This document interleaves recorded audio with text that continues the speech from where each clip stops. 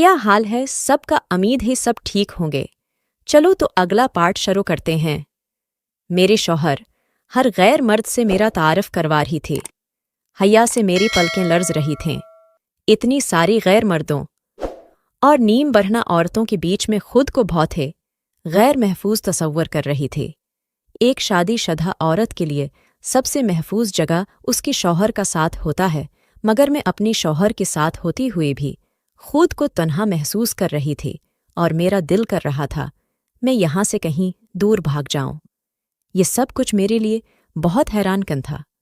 मैं कभी अपनी शौहर को देखते तो कभी उन औरतों को जो ये काम करते हुए बालकल भी शर्मा नहीं रही थी। मेरे शौहर मुझे एक जगह लेकर बैठ चुकी थी। उनके हाथ में एक मशरूब था। मैं उस मशरूब को देखकर समझ चुकी थी कि ये मशरूब कोई आम मशरूब नहीं ही है। यकीनन ये हराम चीज़ यानी शराब है जो हमारे इस्लाम में ममनुआ करार दिया गया है। मेरे शौहर धीरे धीरे इस गर्म सयाल को अपनी हलक में उतार रही थी। मैं बालकल खामोश थी क्योंकि मेरी शादी का अगला रोज़ ही था। मैं अपनी शौहर को किया कहती मुझे कुछ समझ नहीं आ रहा था।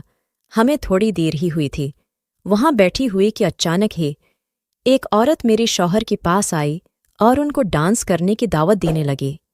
मेरे शौहर ने हाँ बोलकर मुस्कुराकर इस औरत का हाथ थाम लिया और मेरी आंखों के सामने से बना मेरी जानिब एक नगाह भी डाली।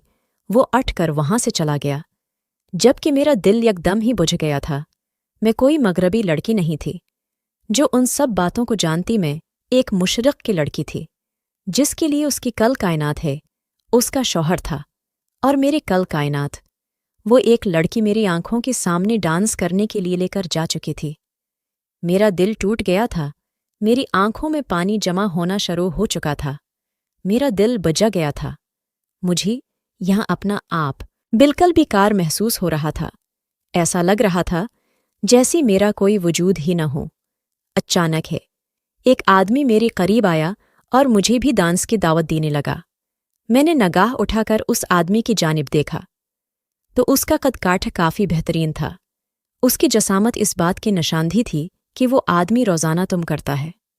वो देखने में बहुत परकश मर्द था, लेकिन मैं अपनी शौहर के साथ वफादार रहना चाहती थी, इसलिए मैंने खामोशी से उसे इनकार कर दिया। तो वो आदमी कहने लगा कि आपके शौहर भी तो जांच की हैं।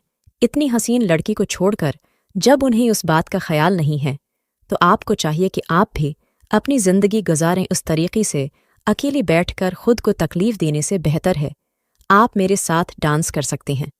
मैं काफ़ी देर तक उस आदमी के हाथ को यक तक देखती रही। उसकी दावत मुझे बरी नहीं लगी।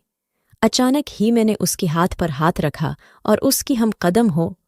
प्यारी दोस्तों, अगर आपको ये कहानी अच्छी लग रही है तो मेरी इस वीडियो पे कमेंट्स ज़रूर करें ताकि मैं अगला पार्ट भी बनाकर लगाऊं आप लोगों के लिए।